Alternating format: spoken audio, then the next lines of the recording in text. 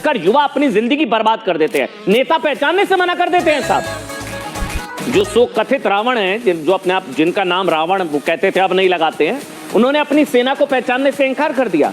वो पहचान भी नहीं रहे इनको कि ये मेरे लोग हैं।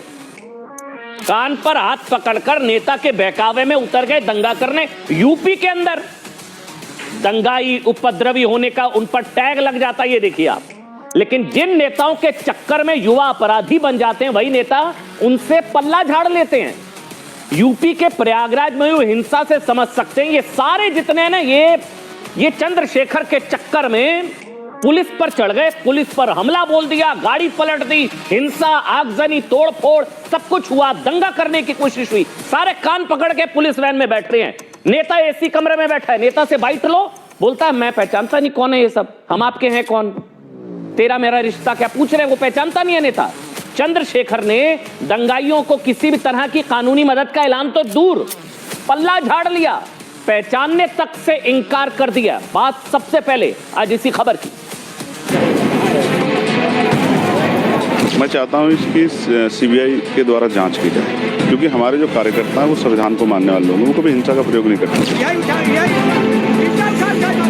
सर मैं चाहता हूं इसकी सीबीआई जांच, दूध का दूध पानी का पानी हो जाए, पता लग जाए किसने करा, क्या सिचुएशन थी, क्यों हुआ, क्या स्थिति थी, पुलिस ने लाठीचार्ज किया, पथराव हुआ आम लोगों पर, तब ये हुआ, कैसे हुआ, इसमें कौन कौन शामिल थे।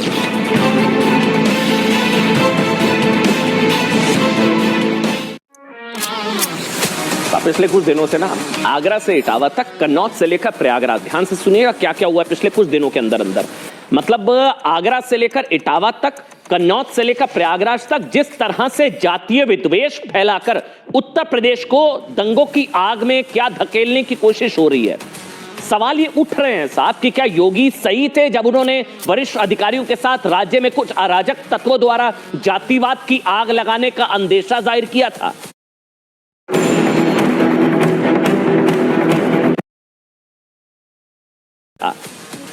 ये सब हो रहा है। मतलब यूपी में जातिवाद के दंगों की आग में क्या यूपी को झोंकने की कोई बहुत बड़ी साजिश हो रही है क्या? खासकर उत्तर प्रदेश के प्रयागराज में जिस तरह से हिंसा हुई, ये आप तस्वीरें देखिए। एक इलाके को दंगों की आग में झोंकने की कोशिश हुई, पुलिस पर हमला हो गया, लाठी डंडे पत्थरों के साथ बेकाबू भीड़ नेताजी के कहने पर सड़कों पर उतर आई, पुलिस की गाड़ियों को तोड़ा गया, हिंसा, आगजनी, तोड़फोड़, दंगा, फसाद, पत्थरबाजी, सब कुछ हुआ। ये देखिए आप, हाथ में वो झंडा। उसने इस सवाल को और जरूरी बना दिया, क्या ये सब कुछ कोई टूलकिट एक्टिव हो गई है इटावा में, कन्नौज में, आगरा में, प्रयागराज में, उत्तर प्रदेश में जातिवादी बंटवारे के लिए कोई नई टूलकिट एक्टिव हो चुकी है क्या? 5 दिन में साहब, 5 दिन में यूपी में हिंसा की 2 ऐसी बड़ी घटनाएं हो चुकी हैं जिसमें हिंसा का एंगल, मैं कहूंगा वो क्राइम का एंगल था, अपराध का मामला, जिसको जातिवाद से जोड़ा गया। 3 दिन पहले मैं एक करके बताता हूं आपको। 28 जून को उत्तर प्रदेश के इटावा में ब्राह्मणों के एक गांव पर हमले की कोशिश हुई थी।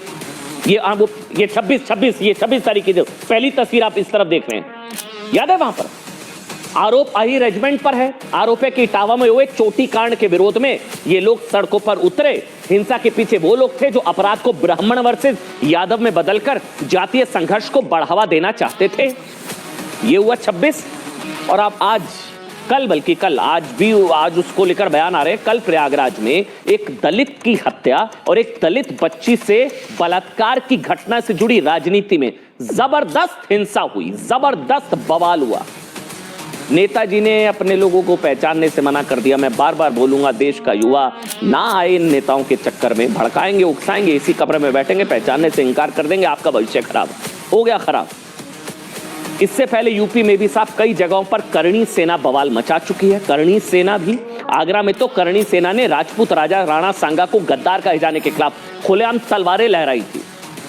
इसलिए सवाल है, यूपी क्यों का सुनियोजित तरीके से जातिवाद के दंगों में झोंकने की कोशिश हो रही है? और क्या ऐसा उन लोगों के इशारे पर हो रहा है जो देश में जाति की राजनीति करते हैं और कहने में कोई हिचकिचाहट नहीं, सनातन को जातियों में तोड़कर रखना चाहते हैं?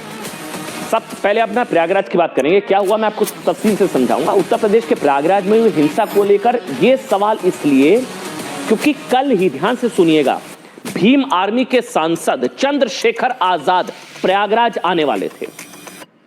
चंद्रशेखर देवी शंकर नाम के एक दलित के परिवार से मिलना चाहते थे।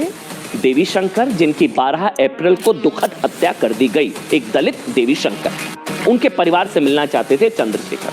कल चंद्रशेखर को प्रशासन ने परिवार से मिलने से रोक दिया कि माहौल खराब हो सकता है, ये जातिगत संघर्ष, ये सब माहौल खराब हो सकता है। प्रशासन ने कॉल ली, लॉ एंड ऑर्डर प्रशासन देखेगा। सर्किट हाउस में नजरबंद कर दिया किसको? चंद्रशेखर को। इसके बाद तो साफ बवाल उठा। हजारों की तादाद में दंगाइयों ने पुलिस पर हमला बोल दिया। मैं दंगाई कहूंगा साहब, अगर पुलिस पर हमला बोलेंगे, पुलिस की गाड़ी को पलटेंगे, पुलिस को दौड़ाएंगे, लाठी डंडे पत्थर मारेंगे, तो मेरी नजर में दंगाई है साहब, बिना हिचकिचाहट के दंगाई हैं सारे, ये सारे दंगाई हैं। ये सबके चेहरों की पहचान हो रही है। और सब देख रहा था, कान पकड़ के सारे बैठ रहे थे गाड़ी, पुलिस गाड़ी के अंदर। नेताजी ने पहचानने से मना कर दिया। ये देखिए, सारे कान पकड़